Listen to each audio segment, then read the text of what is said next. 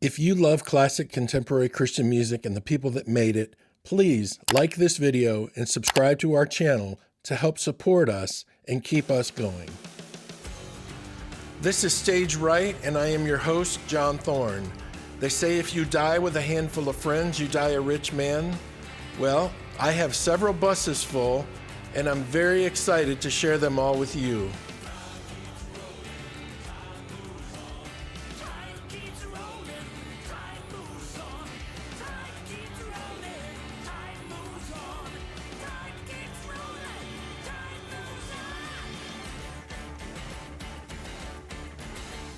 This is Stage Right. I am your host, John Thorne. Welcome to episode 12. Gosh, it's hard to believe that we are 3 months into this podcast thing already, but time has flown by for sure.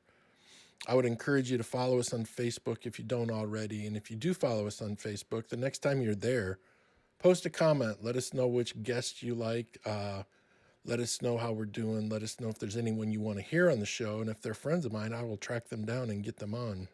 So I'm excited every week when I have a friend on and get to catch up and talk and share them with you and everything. But I just got confirmation from next week's guest, and I cannot tell you how happy I am.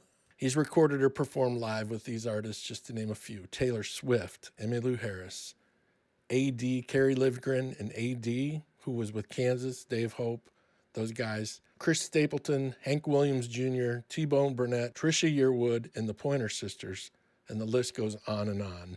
One of my favorite drummers in the world, Mr. Dennis Holt, will be joining me next week on the podcast. So can't wait for that.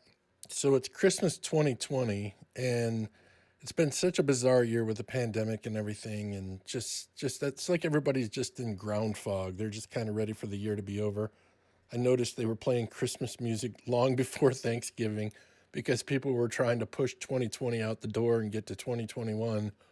But in terms of a wacky, crazy year, I mean, our family has still had a pretty blessed year. My oldest daughter had her first baby, so we have our first grandchild this Christmas. My youngest daughter is engaged, and her fiance is over here from Scotland. So we're excited to celebrate Lily's first Christmas and have the family all together and make the most of 2020. So my special guest, Anthony Sallee, will be up right after this message. And don't forget, it's the most wonderful time of the year. Hey Rockstar provides digital marketing software and services to generate more leads, more exposure, and more revenue for your business or organization. Let Hey Rockstar amplify your awesomeness. So out of all the friends I have in Nashville, this guy is probably knows me better, and we've spent more time together than most of the people I know in Nashville, and certainly he's one of the most talented people I know. Anthony Sallee. Say hello to your people. Hello, everyone. Thanks for having me, Mr. Thorne. Oh, dude. Like you said, we go way back. Lots of memories. When I came to Nashville, I don't think it was long after I came to Nashville. We were actually roommates. So that would be in 1990. That you know. So. Dude, we moved to Nashville the same day. Oh, okay. Well, you remember better than I do. Well, the reason I remember it so well is I had been in Truth with Dana Capolino, and he put me in touch with Mark Niemer because he and Mark Niemer had played together at the water park at PTL. Wow. So Dana knew I was playing for Margaret Becker and was going to move to Nashville. So he said, hey, I have a friend that needs another roommate. He just got the Whiteheart gig. Would you like me to put you in touch with him? Because he and the bass player for Whiteheart need another roommate. There you go. Okay. And I said, dude, that'd be awesome. So that's how you and I met. And we literally signed the lease and both moved to town the same day. Wow. I guess I don't remember all that, but. Do you remember the address? It's Lakeland Drive. I don't remember the actual address. Do you? 3223. 3223. That's right. Yeah. Yep, 3223. Yeah. I mean, so I guess right before that, I had auditioned for Whiteheart one time. Right. On bass at, I believe, SIR. Mm-hmm. And then I did a second audition maybe a few weeks later at NCS. Right. And then it was, maybe a week or so, and I got a call from Malcolm Greenwood. Yeah. And he said, hey, we've kind of decided, and we want you on board. And then I guess maybe he had talked to Mark Niemer or something, because that was kind of already somewhat prearranged, so I'd have a place to land when I got to town. Right. So thank you, Malcolm Greenwood, Mark Niemer, and then you and I, dude. I mean, it was so funny because look at it from my perspective. You and I start living together, and everybody starts finding out that I live with like one of the best bass players on the planet. And everybody, like anybody that knew anything about music, would say, "How can you live with him? Like, isn't it intimidating living with Anthony Sallee?" I'm like, heck no. Like, this is like the best thing that's ever happened to me. Yeah. It's like we could pull out guitars at night and I could just watch you play. And it was amazing because being around you made me better. Just being around you and watching you. You're great in your own right, man. Dude, you've always had your own thing going. I know, but see, I understood that about music, that everybody's unique and you don't have to be somebody else. Yeah. So I would look at you and just be like, oh my gosh, he's so good. I appreciate it. I mean, that was a cool time, and there was a lot of great bass players. There still are in town, but in terms of Christian music, there was pretty iconic players. Tommy Sims and Jimmy Lee Sloas and Jackie Street. Yeah. And Jackie was just always real cool, to hang out with. I don't know if you know this story, but Jackie is the one that introduced me to Kip and Margaret and Paul Salveson. Oh, wow. Didn't he play on one of her records or something like that? Or I don't really know. It seems like that. Okay, so I'll tell you the story about that, because I was actually going to get around to talking about Jackie here in a minute anyways. Okay. So my last night in Truth was at Boardwalk and Baseball in Orlando. And Jackie was at Boardwalk and Baseball playing the same festival with Renee Garcia. Okay. So I actually met Lang Bliss that night and Renee, and Jackie's there playing. And Roger Breland introduced me to Jackie. So how the story went was Jackie auditioned for Truth at one point in time. Truth didn't need a bass player, but Roger got Jackie a gig with that group called Eternity. Really? Yes. Wow. So because Jackie started out in Eternity and Roger had gotten him the gig, he was like, Roger put me in touch with Jackie that night, introduced me, and then walked away, and I'm standing there talking to Jackie. Yeah. And he said, well, what are you going to do? Are you going to keep playing? Because, Mr. Breland told me you're leaving tonight. And I said, well, I'd love to. I said, I'm not really sure how it's going to work out. I'm going back to Michigan. We'll kind of see. And he's like, well, give me your phone number and I'll keep in touch. And I'm thinking, yeah, right. Right. Right. Russ Taft's bass player is going to keep in touch with me. Yeah. But he would. He'd call you out of the blue all the time. Dude, I swear, I'm in Michigan. Yeah. One night at like 11:30 at night, my phone rings. Hey, John, this is Jackie. It's Jackie. I'm like, dude, what? Are you kidding? And he started calling me all the time.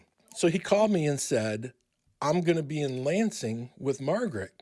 How far is that from where you live? And I'm like, dude, that's like 10 minutes from where I live. Okay. So I went to Lansing to see him play for Margaret. Now, what his deal was with Margaret is he played for Russ, and he was filling in for Margaret while she looked for a bass player. I see. So I went to Lansing, met everybody, hung out, and then Jackie started calling me that whole summer of 1989. He would be in Tiffin, Ohio. He'd be all over, Muskegon, Michigan or whatever, New Year's Eve or whatever, and he'd call me, and I'd go see him and hang out. Well, that's how I met those guys. And then when Margaret was doing auditions, I actually auditioned and ended up getting the gig. Okay. And was Kip in the band at that time? Kip was in the band. Okay. There was a guy named Rich Hardinsky. I remember him, yeah. And Rich also was in Over the Rhine in Cincinnati, and the drummer from Over the Rhine, Brian Kelly, also played for Margaret. Okay. Yeah, I played a show with Keaggy, and I want to say it was Creation. I'm pretty sure it was Creation. And Rich played guitar with us. Oh, wow. So, it was John Safara from the original Glass Harp band, Keaggy's band. Right. And Phil Madeira playing B3, and Rich played guitar. Oh my gosh, that's crazy. Yeah. Wow, I didn't know that. Yeah, I'd played out, over several years with Phil, and that kind of sparked the friendship, that's over the years. And so, Musical geniuses unite, right? yeah, he's a musical. Yeah. I don't know about all that. That's for sure. Before we get too far away from Jackie, tell everyone what made him so special as a bass player. He passed away. It's been about 10 years ago now. Yeah, 10 years ago. I mean, for me, he's just a great person. I mean, and he was an ambassador for bass. Anybody that was coming to town, I mean, he was your friend. Yeah, And he was. I mean, as a bass player to me, just listening to him on tons of records, I mean, he had killer tone, killer feel. Yeah. Just, I mean, everything I've ever heard him play on has been like spot on, amazing. Yeah. But when you meet the guy, I mean, he's just humble, and I've seen him play live a bunch, as you have. I mean, he's killer live. I mean, just unbelievable. And I was just fortunate enough to know him, and like you say, be able to be around him and soak some of that in. Mm-hmm. You don't really get those opportunities. I don't feel. I mean, I feel like we were pretty fortunate. Even Jimmy Lee was pretty accessible back in the 90s. Right. You can hang out with him. Well, there comes a point where once you get to a certain level, there's only so many people that can inspire you. Yeah. And Jackie was one of those guys. Jimmy Lee's one of those guys. Yeah. And the fact that he was accessible. Right. Even sweeter to me. I mean, absolutely. I grew up listening to all kinds of guys, but, to this day, I've never met some of them. Right. I've met a lot of them, but some of them I've never met. So anybody you wish you hadn't met? No, I mean, never anything like that. No. They're all been cool. Yep. For some reason, bass players are just unique. It's like Billy Sheehan moved to town here. He lives in Brentwood. No way. And he's cool. I mean, he responds on social media, and he's a phenomenal player and an influence to me before I ever moved to Nashville. Not a lot of his tapping and all that, just more of his tone and attitude right in his playing. But I've seen a lot of people move here. Jeff Berlin lives here now. What? Early on, I mean, I loved his tone, and it's just tons of people moving to Nashville. Yeah, that's what I've heard. Okay, before we get too far down the road, let's give some musical context. What did you listen to growing up? What kind of music did you listen to?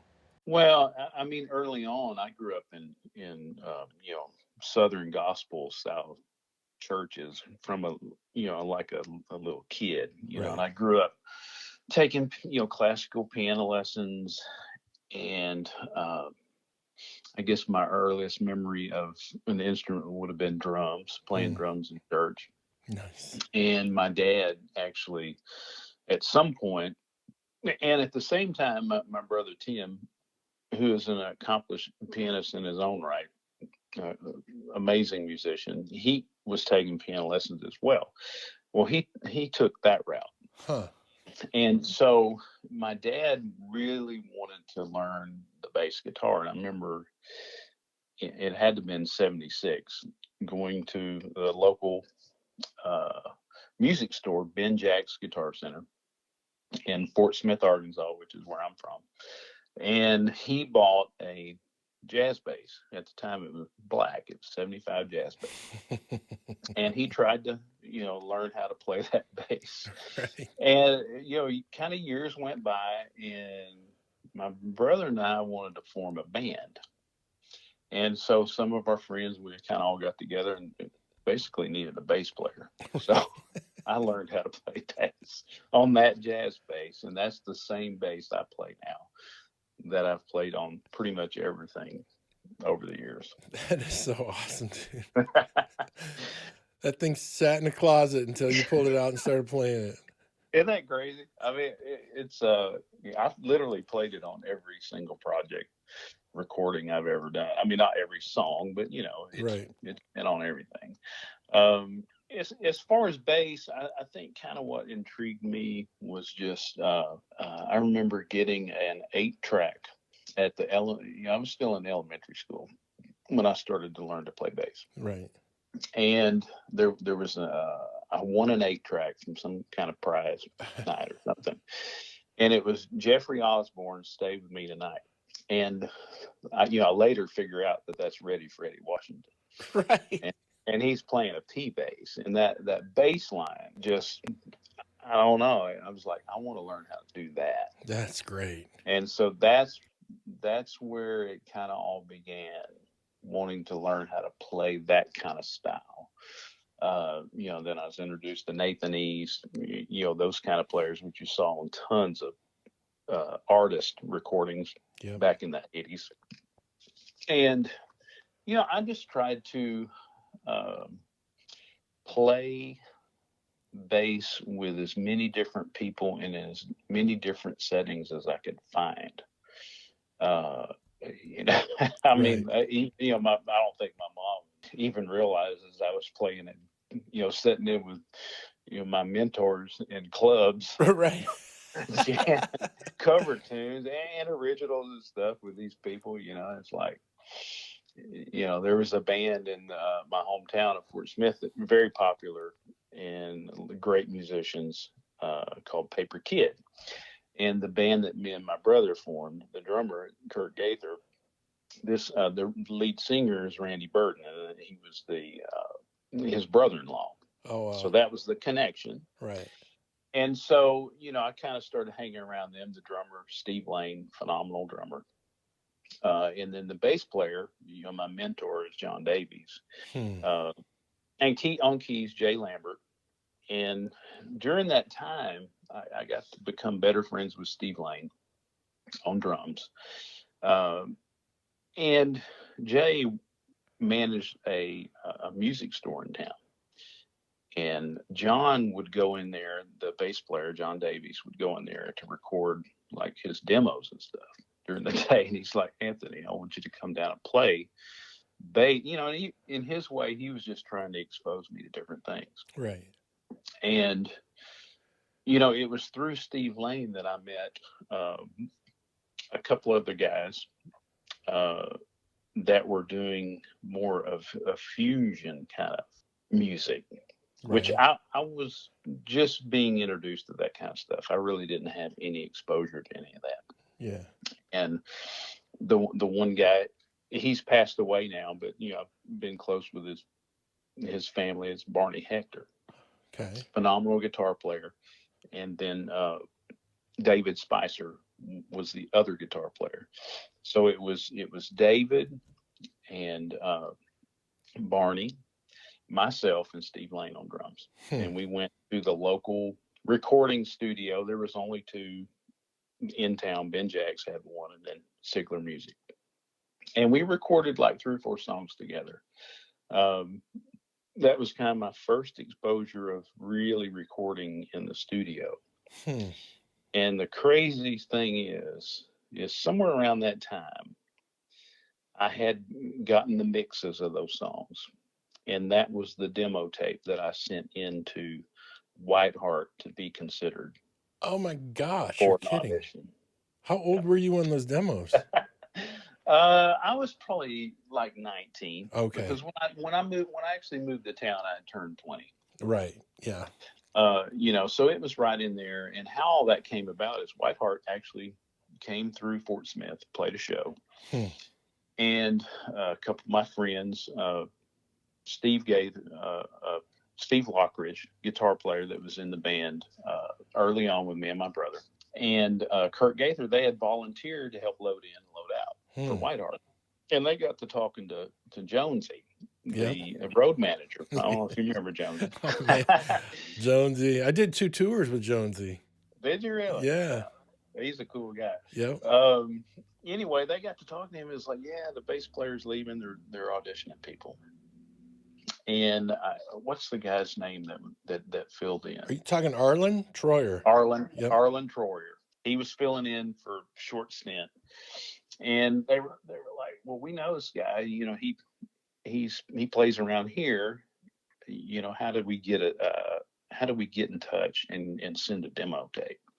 So they got me all the information. I just sent them that tape. Oh my gosh, that's great. That's how I got the call. All right, you want to hear something funny? Yeah. So I lived in Michigan when I got the gig with Margaret. And so for the first 6 months I played for Margaret, I lived in Michigan and just commuted back and forth. Okay.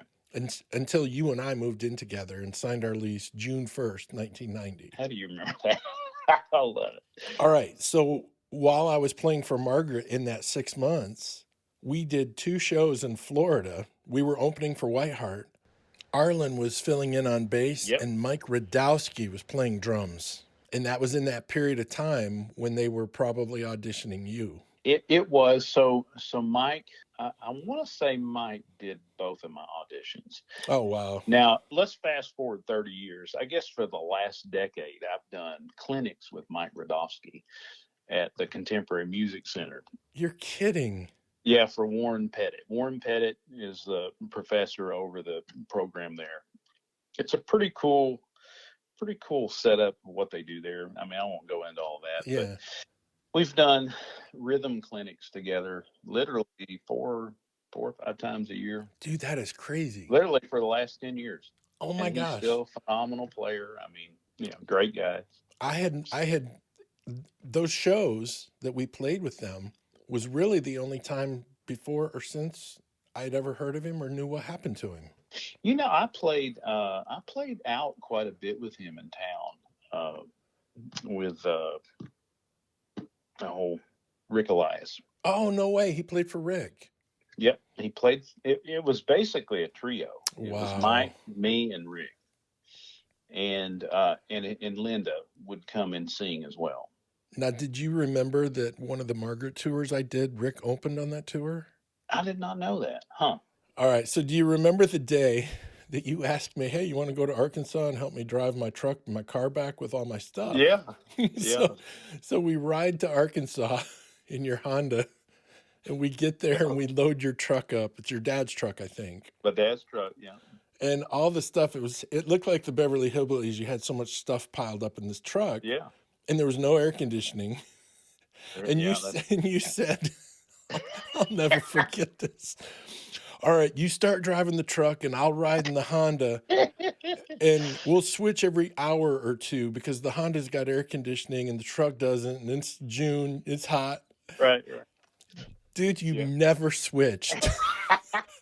I drove all your crap from Arkansas all the way to Nashville. That's what friends are for, right? By the time we got there, I was soaking wet with sweat. But what was even funnier is, we get up that morning and you take a shower. Yeah. And get all cleaned up and everything and walk outside, and it's so humid, and that's just Arkansas. But it's so humid, you walk back in and go, whew, I think I need another shower already.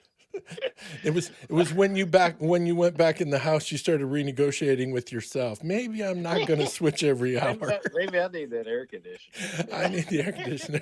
And you never one time offered to let me drive the car.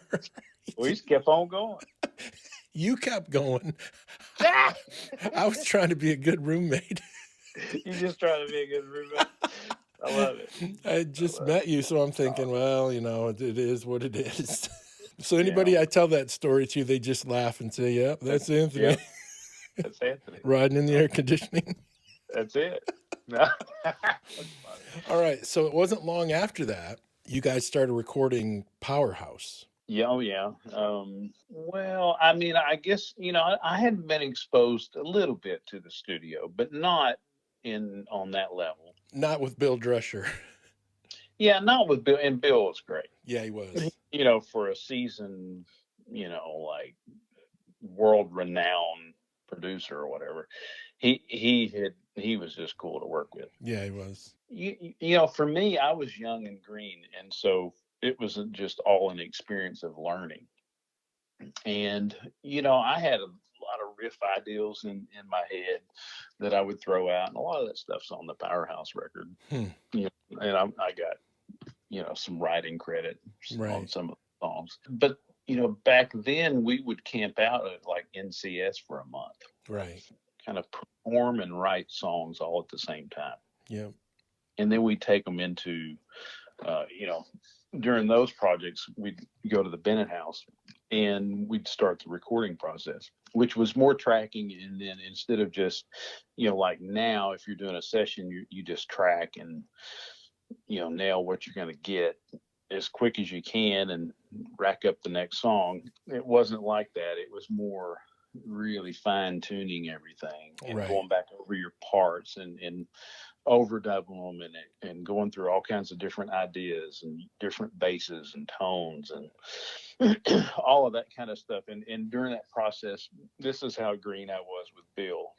His favorite phrase to me after I would play the section would be, "One more time." Yeah. Yep. One more time. That back then that was before digital recording came, so the tape had to rewind. Yes. To get back to the punch. So, I had time to collect my thoughts for that one more time. Mm-hmm. One more time. That was an experience. I mean, that was, I had to cut all my bass tracks really late at night. I mean, like 1 a.m. Right. That's just how he liked to work. So. Right. Well, that was cool for me because that was the album where Billy had the idea to have me come out and videotape the making of the album under the premise that I had won a contest to spend the summer with Whiteheart. Yeah, isn't that crazy? Billy always comes up with all kinds of crazy ideas. I know. They seem to work. I mean. Well, it was awesome, though, because I got to learn what it was like to record a Whiteheart album, and I wasn't even in the band.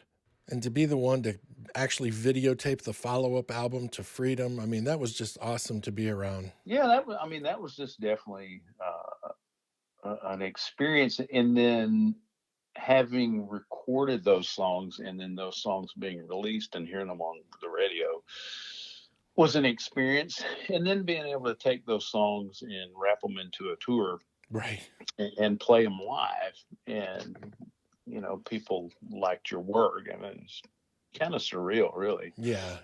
Just to be a part of that whole process, like full circle. Now, were you a Whiteheart fan before you auditioned?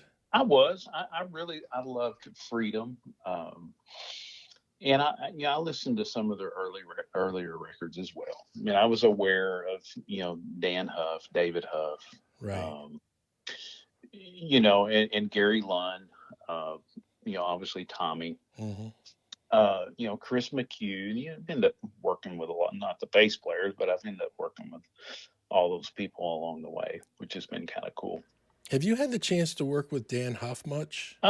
We've recorded a few records together where he played guitar and played cool leads and all that kind of stuff. Right. So it's been pretty neat. He actually played on the Powerhouse record. I don't know if you remember that. I remember you and I went down to the United Artists Tower one night. That was it. I remember that.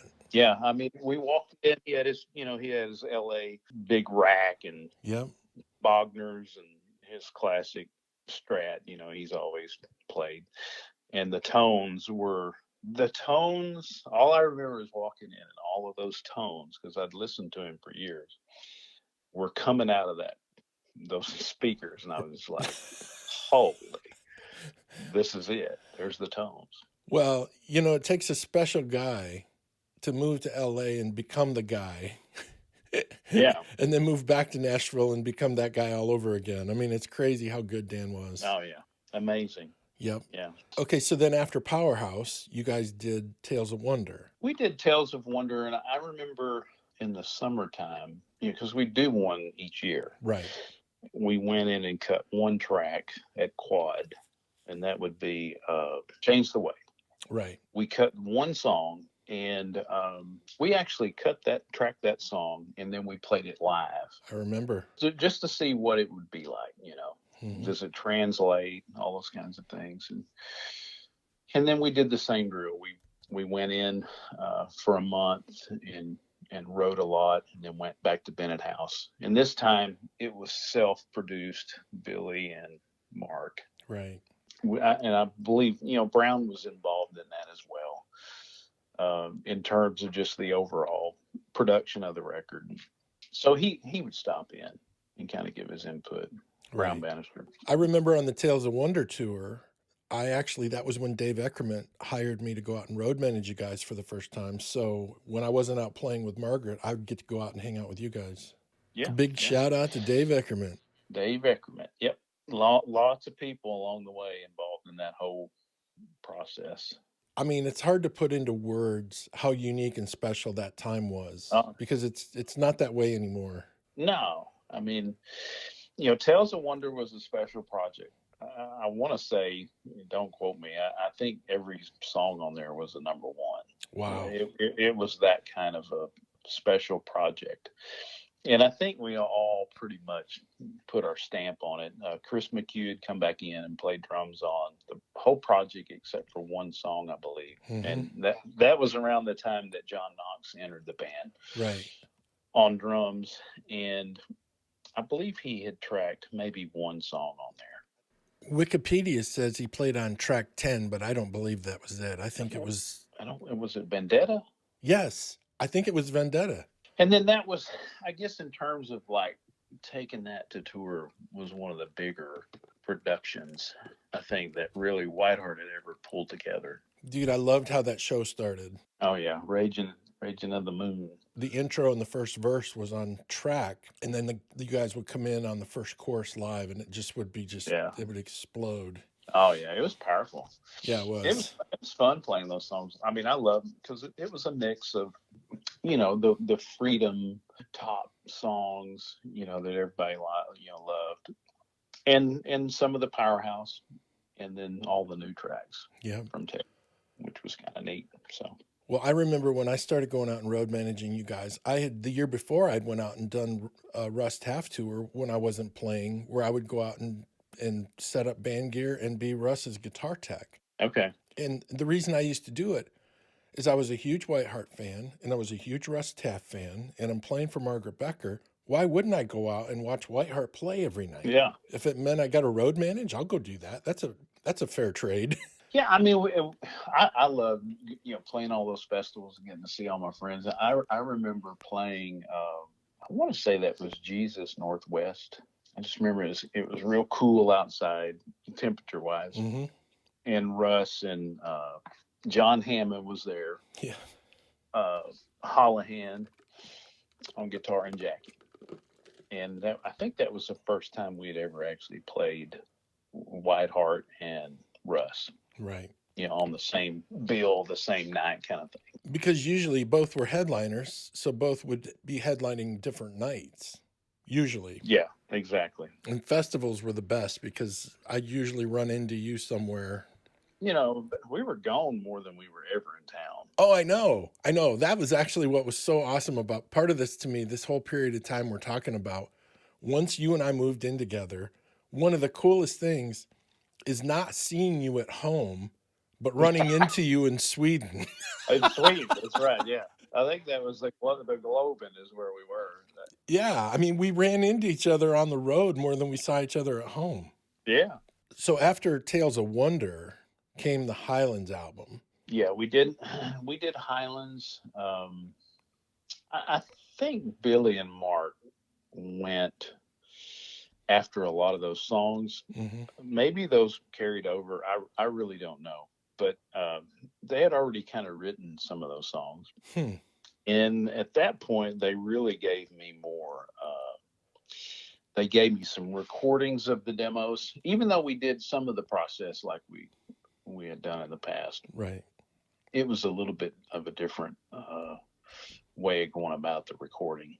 And so I remember at that time I was living on Janice Drive. 505. I had You moved first, and then a few months later I joined you. At Janice Drive, yeah. That's right. And so I just remember, in the basement just playing through those songs and getting some ideas, and just went in and laid down some bass. I mean, Wooten and I wrote Nothing But the Best. Yeah. Which was spun off of Robert Arthur, which was one of our roommates at Janice Drive. And he would always tell this story about this guy that would ride his bicycle to the little supermarket or, this little store, and he'd ask him, "Well, how you doing today?" He'd say, "Nothing but the best, son. Yep. Nothing but the best." So that kind of stuck, and I would say that all the time, and so we ended up calling that song "Nothing But the Best," which ended up being basically just a jam when I would do at sound check. Right. And John, we'd play the same kind of grooves and stuff. It was just, I think we kind of finalized it with some of the riffs and stuff. But we actually cut the music to that song on our lunch break when we were in the studio at Bennett House. That's funny. So you leave Whiteheart and you become more of a studio guy, kind of an on-call guy. Who did you play for immediately after you left Whiteheart? Well, I mean, at that time, I started playing for Wes King. It was just a trio with Wes, Ken Lewis, and I. And we did a ton of fly dates, which was kind of fun. Mm-hmm.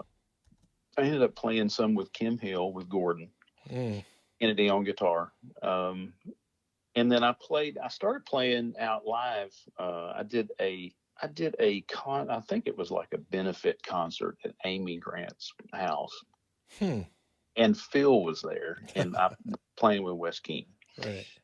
And I get a call the next week. Phil's like, I want you to come out and play with me if you want to. And just, I've got a few band shows over the summer. And so I ended up doing a lot of those same shows of what I described earlier about the creation. We do a ton of festivals, and it's just a fun time playing with Phil. He's kind of hard to keep up with. He doesn't like to rehearse, so you better be on your game when you show up. And it's not like his songs are like easy. No. So, like no rehearsal. I want you to come play with Phil Keaggy, and I can't rehearse with you. Exactly. Yeah, I mean, that's exactly how it was. He'd be like, "Oh, by the way, let's do this song tonight. I'm here. Let's listen to it." And I'm like, "What are all those runs he's playing?" Oh, dude, that's so funny. I'm like, and we're going to go out here in about 20 minutes and play in front of 100,000 people. No pressure. No pressure, and don't screw up. So, I mean, I played a short stint with Martina McBride. And I think the main reason or the main way that all came about was that I was playing with Susan Ashton, and that band was Martina's band. And actually, Mark Hill was playing for her at the time. He's a great bass player here in town. Right. That said, hey, he's not going to do the summer or whatever. When you want to do it, and that was another one of those gigs where we never rehearsed. I'd never met her. We show up, and literally, I'm meeting her as I walk on stage. Now, was Greg with her at the time? Yeah, Greg Harrington. Okay. Yeah. Of course, I've known Greg for years and years because he was close, with Smiley, and yep. I think Billy produce one of his bands. Yes. He was in early on. Yep. I don't recall the name. You recall the name of it? I think he played for Jeff Moore before Chucky did. Chuck Connors. Yes. Yeah, he did. Yeah, he was Roscoe and Arlen. Yes. Roscoe, Meek, Arlen. Yep. And I forget the keyboard player's name. Jeff Barkley. Jeff Barkley. Yeah. Yep. He seems like Jeff was there a long time. Yeah. Yep. I ran into him. He played for Third Day for a few years. Oh, you know what? I knew that. I think I may have run into him at some point when I was playing out with Michael W. Oh, yeah. Yeah. Michael W. Smith's another one of those artists that doesn't really like to rehearse and likes to play new songs. Right. And I've never, and I'm a Michael W. Smith fan, and he'd pull some out I've never heard before in my life. Hey, we're going to play this tonight. Oh, that's funny. I'm like, okay, here we go. The one concert he called me and asked me to play on one of his projects. And this was in, I think, 2003. So I show up at Dark Horse and we track for a week. And he's like, "Hey, we're going to go out to California and record." And it's George Lucas's ranch. Oh my gosh, no way. Yeah. And so this is like a 5,000 acre compound. Right. Out in the middle of nowhere, like north of San Francisco. Right. And it's called Skywalker Sound, and it's where John Williams records all these orchestras for the Star Wars movies. Unbelievable. And so, and we do a week of recording there. And when we're finishing up, he's like, "Hey, we're going to do a show with the Nashville Chamber Orchestra. Do you think you'd be interested in playing the show?" I was like, "Yeah, sure, I'll do it." These people are reading off, right, charts and stuff. I mean, and we've never rehearsed any of this stuff, so I'm reading charts. And it's at the First Baptist of Brentwood, and the place is packed, Okay. And then he calls me and he goes, "Hey, we're gonna do a worship night down at Ryman for GMA week. Do you want to do it?" And at this time, I had not toured or anything with Smitty. Right. And I'm like, "Yeah, I'm okay. Yeah, I can do it." And so, what time do I need to be there? Of course, there's no rehearsal. Of course. And I've never even been exposed to these songs that we're going to play. Right. And I show up, and then I start seeing all these people come in that I know. Stephen Curtis Chapman. Yep. Amy Grant. And I'm looking around, and it's like, all the who's who in CCM back in the day. Right. Are the choir for the night. And we completely wing a 2-hour worship set on the fly with no funny. And I'm sure it was great. Well, I don't know if it was. Actually, there was some recording of that at some point. I would never be able to find it now, but it was kind of funny. All right, so let me interrupt you and just ask you a question that's total sidebar to what we're talking about. Okay. For people that can't do it, it doesn't make sense to them, but I'm going to just throw this at you. You can play a song that you've never played if you've heard it, right? Pretty much, yeah. I mean, because once you've played at a certain level for so long and absorbed music and learned songs and rehearsed and all that, it's become so much a part of you that really all that's really left when you hear music is to kind of figure out what key it's in. Yeah, and a lot of times I can already hear what key it's in. Yep, the benefit you get from thousands and thousands of hours of practicing. Well, it's like, as my kids were growing up, Dad, play this song. Their mouths would drop. Yeah. And I would just play the song verbatim right back to him, like, "Dad, how do you do that?" Yep. I hear it, and like what you're saying, I visualize it. Exactly. And it's a lot easier to do, obviously, if it's a country song or something like that, because it's, you can kind of anticipate and hear all those chord changes. And that's how you write out a chord chart, number of chord chart. Right. You kind of listen to the changes, the sixes and that kind of stuff. So being able to play by ear is such an awesome gift and a way to go. So just practice it. Oh yeah, absolutely. Yeah. Yeah. I mean, I'd still do it all the time here at home. Yeah. That was how I practiced growing up. Exactly. Is I just pull up radio and play to it. Yep. I would sit and play TV show themes. Yeah. I mean, it just, it expands everything. I think, people ask me, "Well, what do you think I should practice?" And I'm like, "Well, just play to anything. Put on Spotify and just start playing to it." There are no shortcuts. You have to put the work in and you have to practice it. Yeah. But when you do, the results are astounding and can be life-changing. Yeah. And even to further that, like that clinic that I was talking about with Warren Pettit. Right. Part of that is just to show the group, which is usually about 30 college-age kids, kind of where the bar is in town. Yes. So we do it just like it's a session.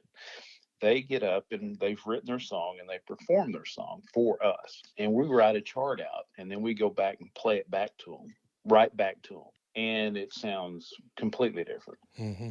And so this is another thing that comes from just playing all kinds of different music and different genres. Right.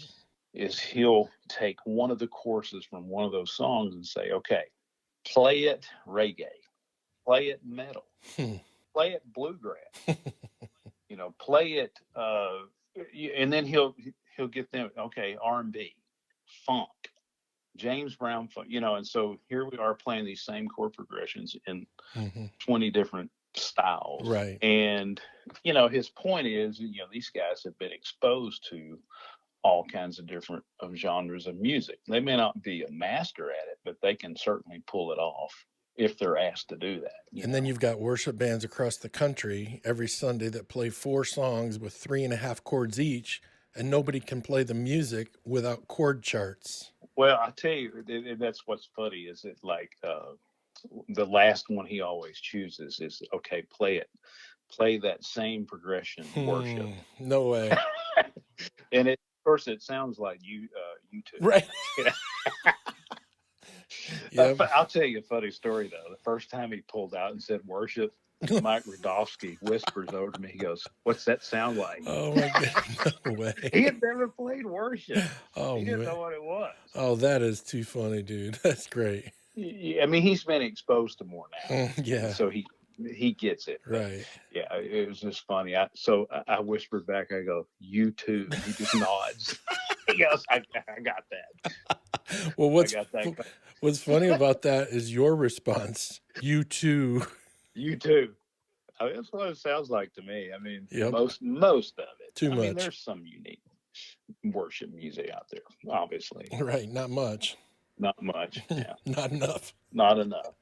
The creator of the universe is out there waiting and hoping that someone taps into a frequency that helps them write better worship music. Yeah. Oh, a funny story is, I was touring with Michael W. and we were playing in Ireland, and that was when we were doing kind of the 20-year reunion. So we were covering, like way early music, all the Go West Young Man stuff, and we would kind of work our way up to the worship portion, and so. This guy comes back. We take a break because he would do like a medley of a lot of his, hits that he had. Just him and piano. And the guy comes back. He goes, "When are you guys going to play that worship music?" He's like, "We didn't come to listen to all this pop stuff." I mean, like he was like upset. Oh, that is funny. He's ready for it, man. I need Agnes Day now. Agnes Day, yeah. Yeah. All right, dude. Well, the last time I saw you, you were up here with the Union of Sinners and Saints. You guys doing anything new? We did a couple of songs, newer songs that we actually recorded before we came up there, or before we went to Canada and played the show up there, the festival up there. But really, we haven't done anything since that time. You going to do another record? I don't know. We haven't really talked about it. I mean, I thought it was a pretty cool record overall. Oh, dude, I thought it was awesome, and I thought the 2 songs, because I did videos for those 2 songs. They were amazing. Yeah, it's fun. I mean, we tracked that over at Jay DeMarcus's, those 2 songs over at Jay DeMarcus's studio. Oh yeah. Yeah, and he's got a cool setup over there. What's his studio? It's actually part of his basement. Oh, okay. Yeah, I mean it's kind of like a control room. Right. It's got drum room, vocal booth, that kind of stuff. And then the rest of he's got a smaller little studio, edit studio in there. Right. And then the rest of it's just more like a lounging and pool table and TV and video games, that kind of stuff. So cool. So I don't know about the Union of Sinners and Saints. All right, dude. Well, I'm going to get you out of here on this. Okay. Is there anyone you would love to play for that you haven't? For me, I'm pretty content in what all I've done in music, and I'm just now starting to work on some of my own music, and which is kind of neat. I just did a single with Phil Keaggy. We did a remake of the Beatles' Blackbird song. Right. And it's just a duo. It's all it is, just me and Phil. So Right. It's beautiful, man. It's very, very good. I guess for me, I'm pretty content with what all I've done. The only thing in the back of my mind that I've never really done is more of a bigger, like, stadium tour with a world-renowned artist like a Peter Gabriel or something like that. Right. To me, that would be a pretty neat tour. For sure. But there's not a ton of those kind of iconic artists out there that are doing those big tours like that. Right. You know, like a Sting or somebody like that. For sure. So, hey, one of the things I love is when I open my email and there's a new tune from you, because a lot of times you send me songs that you've recently played on. You just not long ago sent me 2 of the songs from your EP. When you get that finished, are you going to release that on CD? Are you going to have hard copies available? Yeah. So I guess my plan is I've got most of the recording done. Mm-hmm. I've got one other song that I'm working on with Dana Glover. Okay. She's a great pianist, has a killer voice. And I played on her first project, Mark Townsend produced. Okay. And so, you know, we've known each other over the years, and she plays saxophone. She's done a ton of stuff. Cool. We're going to do one song together, and then we've got one more with Phil, and then my longtime friend Keith Carlock's playing drums on 2 tracks. Dude, that's awesome. Yeah, I mean, I don't know if people know Keith, but he toured with Sting, John Mayer. I mean, he's been Toto. I mean, he's been with Steely Dan for probably 20 years. Yeah. Phenomenal player. Yeah. And then I've got one song with Oznoy, which Keith played a ton with Oznoy. He's a guitar player based out of New York.